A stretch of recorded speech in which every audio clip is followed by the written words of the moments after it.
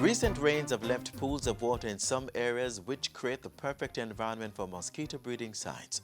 We want to keep the mosquito population under control.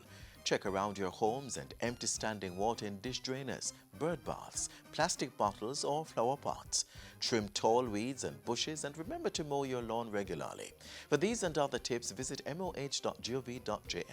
Hello and thanks for joining us on Jamaica Magazine. Stay with us.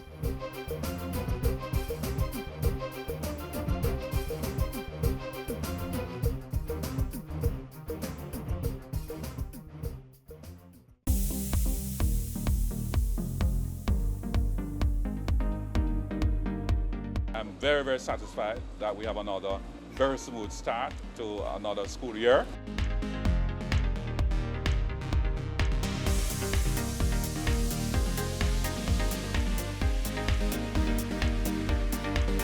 It's about how can we ensure that our children who are in state care have the best quality service.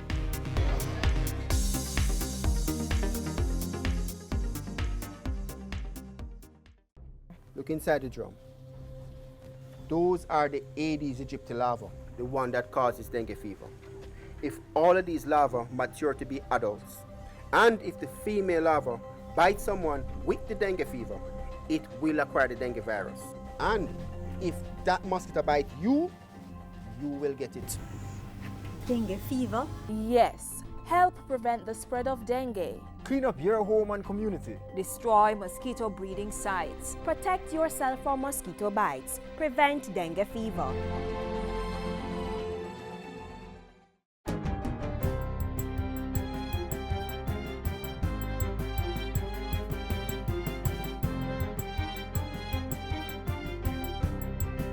Good day, I'm Stephen McHugh, and this is your JIS News for Monday, January 15. The late Deputy CEO of the Jamaica Information Service, veteran journalist Ian Boyne, was yesterday hailed as a true patriot who contributed much to national development. The accolades flowed in the Thanksgiving service for Boyne, who died in December after a brief illness. Hundreds of mourners, including the Governor-General, present and former Prime Ministers, the Leader of the Opposition, parliamentarians and media colleagues, lent their support to his family at the service, which was held at the National Indoor Sports Centre. They had high praises for Mr. Boyne's commitment to the moral fortitude of the nation and the social well-being of its people, capped by his intellectual rigor.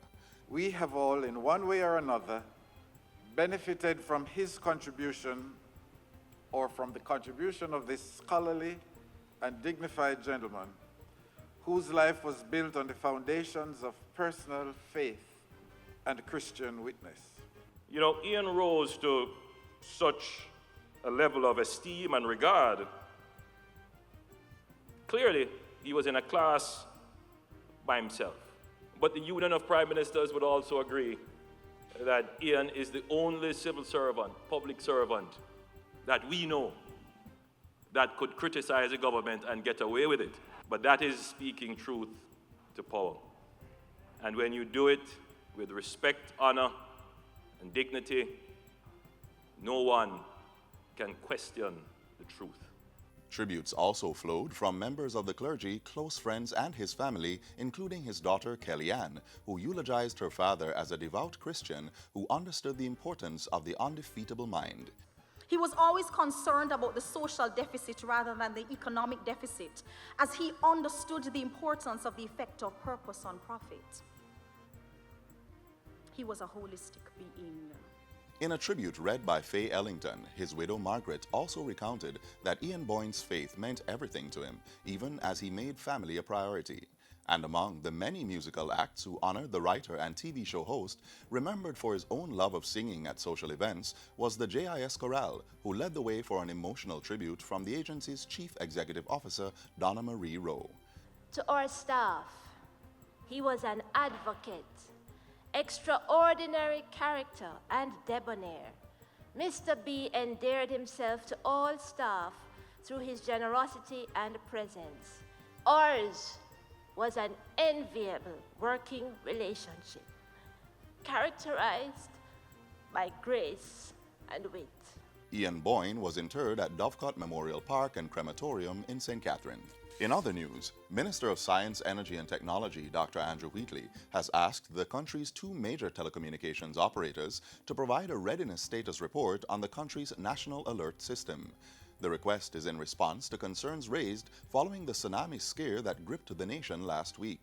People have questioned the apparent lack of timely notifications associated with the tsunami warnings issued by the Met Office and OPM after a 7.6 magnitude earthquake between the coast of Honduras and the Cayman Islands triggered the tsunami threat for Jamaica. Minister Wheatley has also invited both telecommunications operators to a meeting at his ministry to discuss how the readiness of the telecommunications sector in the event of events such as earthquakes and tsunamis can be brought to a level in keeping with global best practices. That, he says, will involve how to optimize the functions and synchronization of all telecommunication systems as it relates to their operation within the wider national alert system. Meanwhile, the island is now better able to coordinate disaster recovery efforts. This as 80 public sector disaster risk management professionals have been trained in post-disaster needs assessment. The training was coordinated by the Planning Institute of Jamaica with grant funding from the Caribbean Development Bank. The risk management professionals will help the state to accurately assess the economic, social and environmental impact of disasters and inform recovery and reconstruction efforts. The Ministry of Health is looking to further strengthen Jamaica's vector control mechanism this year through a pilot sterile mosquito project. Portfolio Minister Dr. Christopher Tufton gave details as he launched the Mosquito Research and Control Unit, MRCU, in Secretary at the University of the West Indies, Mona. Under the Mosquito Control Research Unit, the Government of Jamaica, through the Ministry of Health, will be participating in the IAEA regional project entitled Strengthening Regional Capacity in Latin America and the Caribbean for Integrated Vector Management Approaches for a sterile insect technique component to control Aedes aegypti mosquito as vectors. A number of Caribbean countries will be participating in the Vector Control Program pilot, which will be a part of the ministry's work agenda for 2018. A team of Chinese coaches have arrived in Jamaica for a 30-day training program with coaches and athletes in 7 sporting disciplines. The Chinese coaches will provide technical assistance in the areas of swimming, synchronized swimming, badminton, gymnastics, volleyball, football, and basketball. The program is such that it will involve training of both elite athletes as well as those at the junior athletes at the school level. It will also involve training of trainers, that is that there will be coaches clinic. All of these coaches are here. They are very experienced coaches. After the 30 days, she says more than 130 athletes from the 7 disciplines will go to China to continue the process for up to 60 days. The program is part of the first phase of a 3-year technical cooperation project on sport between Jamaica and the People's Republic of China, an agreement for which was signed in October last year. And finally, Oracabessa Primary School is slated to get a new school bus under the Government of Japan's Grant Assistance for Grassroots Human Security Project. The National Education Trust will oversee the procurement process for the bus, which is being bought at a cost of $8.4 million. Education Minister Senator Ruel Reid says this latest support from the Japanese government is indicative of that country's valuable partnership in the improvement of Jamaica's education system. The Japanese grassroots program is indicative of your own understanding of the value of education in improving the life chances of people, improving the economy of nations. The Japanese Embassy in Jamaica and the National Education Trust forged a partnership in 2015 to collaborate on education development projects aimed at meeting the needs of primary schools island-wide. The initiative is a part of a holistic safety and security initiative spearheaded by the Ministry of Education to transform schools and their surroundings into safe zones. And that's it for JIS News Today. I'm Stephen McHugh. Thanks for watching.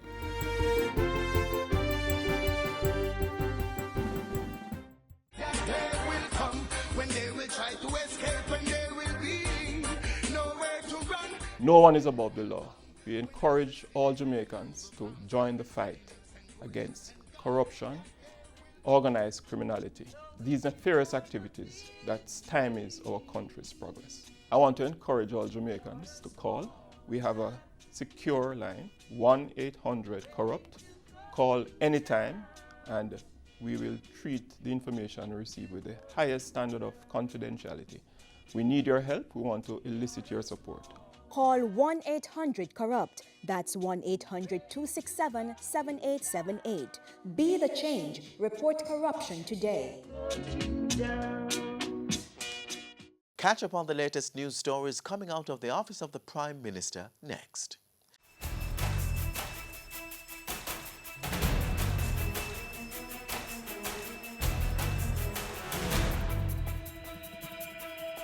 Cabinet goes on 3-day retreat. Government monitors earthquake in the Caribbean Sea and... Simply put, Ian Boyne was truly first class. Jamaica has lost a true patriot.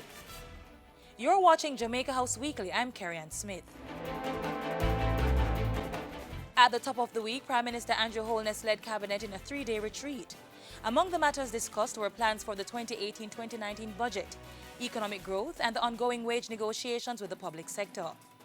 National security and safety issues were also discussed during the retreat, which started on Wednesday.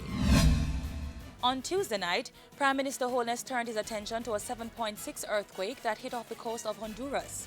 A tsunami warning was issued for Caribbean countries, including Jamaica. That warning was lifted a few hours later. Back on land, a trough disturbed weather patterns causing severe flooding, land slippages, and blocked roads. The eastern parishes of St. Mary and Portland were severely impacted by the trough. On Wednesday, Prime Minister Holness deployed the Jamaica Defence Force to assist in recovery efforts. The Army, in partnership with the National Works Agency, cleared blocked roads with a front-end loader and bulldozer.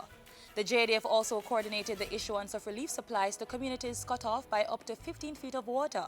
And government, through the Minister of Tourism, issued 73 checks to raftsmen who have been impacted by the flood rains. The Prime Minister sat with members of the National Leadership Prayer Breakfast Committee Tuesday. The committee shared plans for the 38th gathering of the Prayer Breakfast scheduled for Thursday, January 18.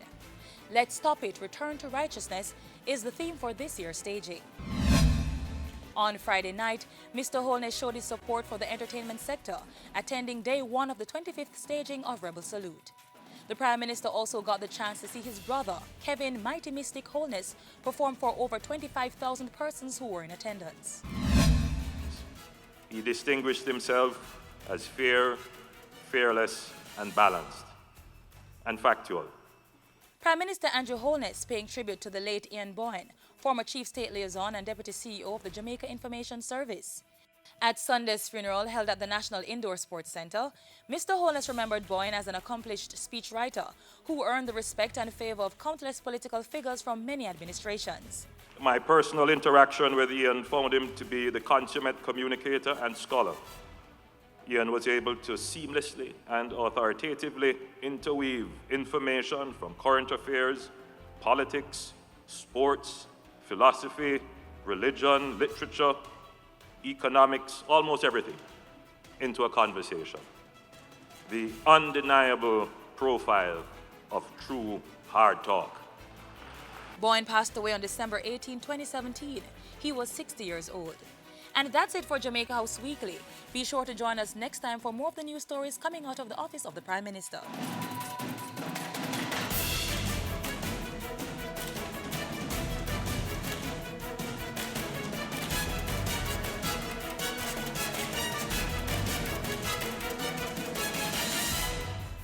Don't make diseases spread. Wash your hands with soap and water instead. Wash them regular or use a hand sanitizer. Make sure the germs them dead.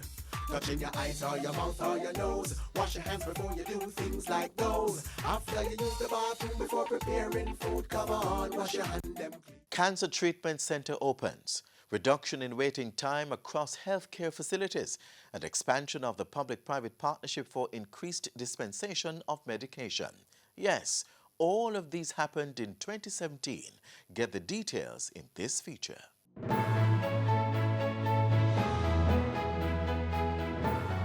The 2017 calendar year for the Ministry of Health was a period of major accomplishments and strides towards improving public healthcare delivery.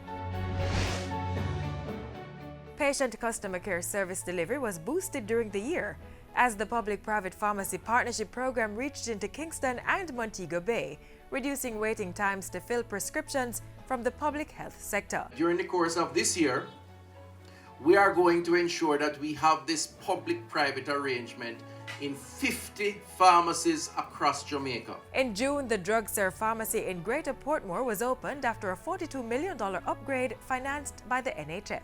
Throughout the year, the ministry also expanded its program to reduce waiting time at hospital A&E departments. We have seen thousands of patients now going through the health centers as opposed to the accidental emergency, and that waiting time has in fact been reduced. In 2017, the National Health Fund began providing new drug subsidies to treat breast cancer and arthritis.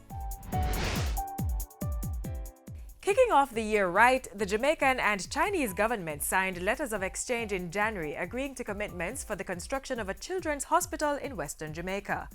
In October, the government signed an economic and technical cooperation agreement with China for the 220-bed facility, plus a technical assistance agreement with the United Nations Office for Project Services. And as that facility advanced towards construction in the past year, a $25 million low-vision resource center was completed and opened by the Jamaica Society for the Blind at Old Hope Road. In April, the health center received 6 ambulances as part of a €22 million European Union grant towards the program for the reduction of maternal and child mortality, PROMAC.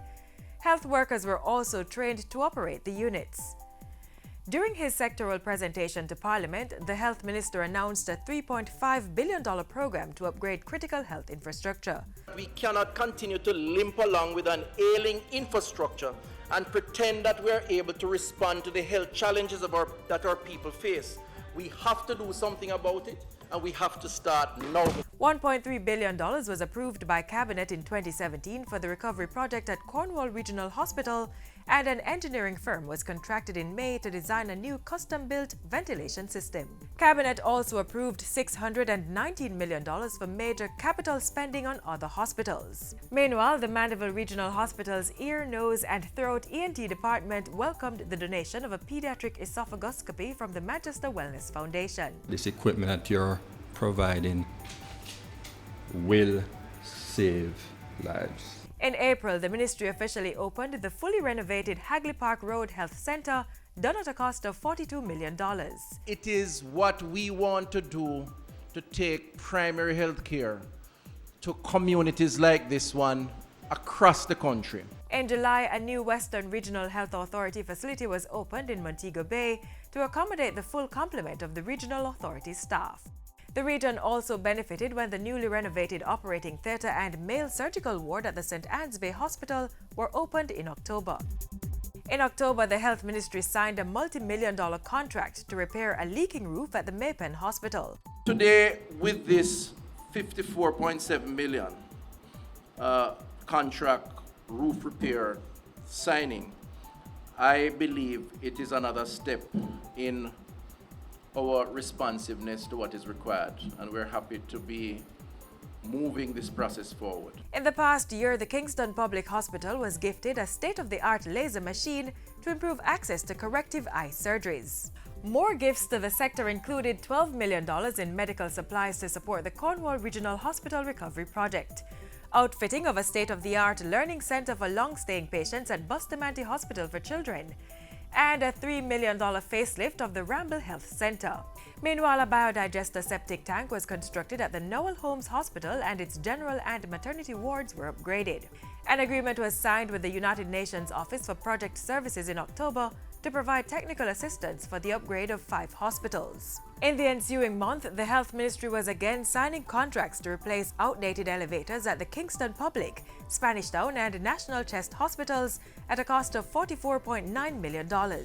And in November, the ministry launched its Adopt a Clinic initiative to encourage private persons or companies to contribute to the upkeep of 100 primary healthcare facilities. I am happy to announce that so far we have had 50 expressions of interest in 50 such facilities. Another milestone achievement last year was the official opening of the National Cancer Treatment Centre at Cornwall Regional Hospital. The modern facility with state-of-the-art equipment was established at a cost of $15 million. It is more precision technology, and therefore the chances of recovery and not damaging other healthy cells in the body are much enhanced. We will have a national health insurance policy. We will signal to the country in the next financial year how that policy will look, how it will be phased in, and frankly speaking, how it will be funded. Additionally, in 2017, a 6-month contract was signed for the development of a policy proposal for the introduction of a national health insurance scheme. Last year, in the fight against non-communicable diseases, the Jamaica Moves campaign to get Jamaicans into regular physical exercise and good nutrition habits took center stage in a number of town centers. The fight against vector-borne diseases was bolstered with the opening of a mosquito control and research unit at the University of the West Indies Mona campus. A social marketing campaign dubbed Test and Start, Get on Your Meds and Get On With Life was launched to encourage persons to get tested for HIV/AIDS and to take their medication.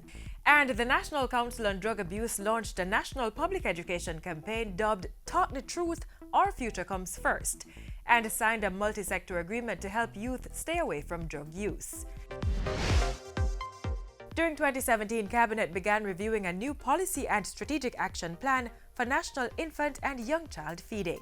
Cabinet also approved amendments to the Pharmacy Act to allow nurse practitioners to prescribe up to a certain point medication to patients who have particular symptoms. That amendment, by the way, also includes bringing into the process things like nutraceuticals, pharmacy technicians, and what their role is and so on. So it's a comprehensive review.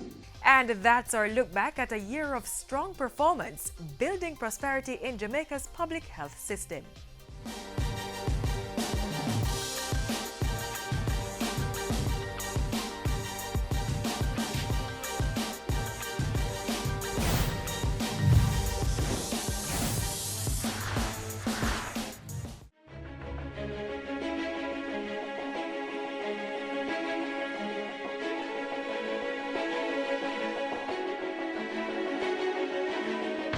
Developmental planning must precede construction. Risk analysis must inform all our actions. Codes must be adhered to.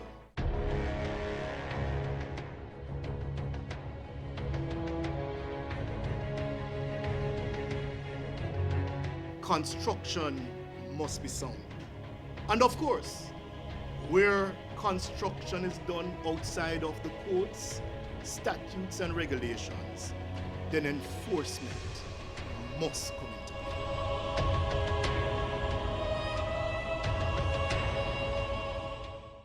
January is Earthquake Awareness Month, and we want to keep disaster preparation in the forefront of your minds. Take a look.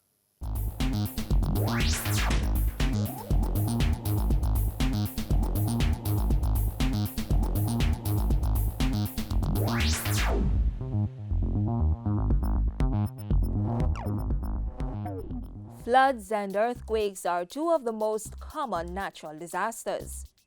But unlike earthquakes, which usually take us by surprise, flooding to some extent can be predicted. But when it is, what should we do with the information? And how do we safeguard ourselves and properties against this eventuality? Through the use of revolutionary technology, awareness of the possible outcomes of a natural disaster has become more advanced. Persons are now able to use data on location, roof, and house type to create a simulation of what may happen in an earthquake, tropical storm, or hurricane. The simulation was designed to combine place, type of structure, and event. Because Jamaica is vulnerable to four types of events: hurricane/tropical storms, landslides, floods, and earthquakes. But the same building that you live in is exposed to all four. And that same building you live in will react differently to all four. Jamaica's landscape equally sits in low-lying and coastal areas as on hills and valleys. The country is also in an earthquake zone, so it can't hurt to do a little research on all the what-ifs, right? You'll be able to go inside your house and see your roof being blown off, or your slab roof staying on. You'll be inside your slab roof house when earthquake shakes it comes down on you. We'll be able to have those type of simulations. Simulator is now designed to take all of that information, the conventional knowledge that we as academics know, or the disaster management professional knows, dump it online as we have. Let the developer, housing developer, have access to it and see for himself. Let the parish council person or the development approval authority play with it. And once they've viewed it, the authorities can use the data to plan areas for development, approve or deny development applications, and build better. The simulator is not just a special effect disaster interactive tool, but one that takes into account the realities of environmental and living conditions here in Jamaica. The effect a hazard would have on everything ranging from the individual to the nation is important, and scaremongering only goes so far. The simulator allows you to either scare yourself or reassure yourself, but it's based on reality. Another useful element to this drill is the data it uses. Historical data are planted and come to life through the simulator to facilitate emergency responses as well as forward planning in action. Knowing where hazards are and knowing where they're not is extremely valuable information to businesses such as insurance. Instead of blanketing Portland as a hazard-prone parish, we can know which parts of Portland are hazard-prone, therefore allowing people in Portland who are not in hazard-prone areas to get lower insurance premiums. You underwrite them differently. And you also underwrite more accurately and properly the people who are in hazard-prone zones. So, if you have already bought your dream home or are thinking of buying or building, you may want to try a few simulation exercises to test the stability of your home or to find out if where you intend to build is the best place to put down roots.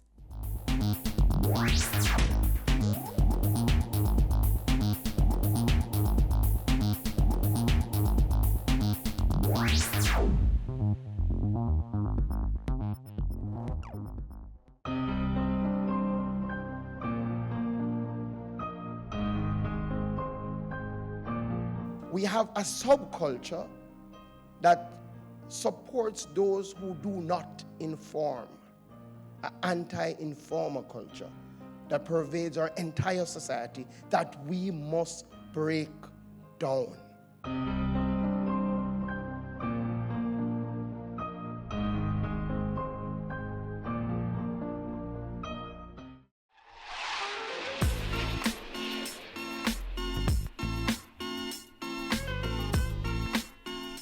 And that's how we close out today's Jamaica Magazine. Catch up on this and other programs on jis.gov.jm or our YouTube channel. You may also keep in touch with us on social media through links on screen. On behalf of the entire team here at the JIS, I'm Adrian Atkinson. Thanks for watching.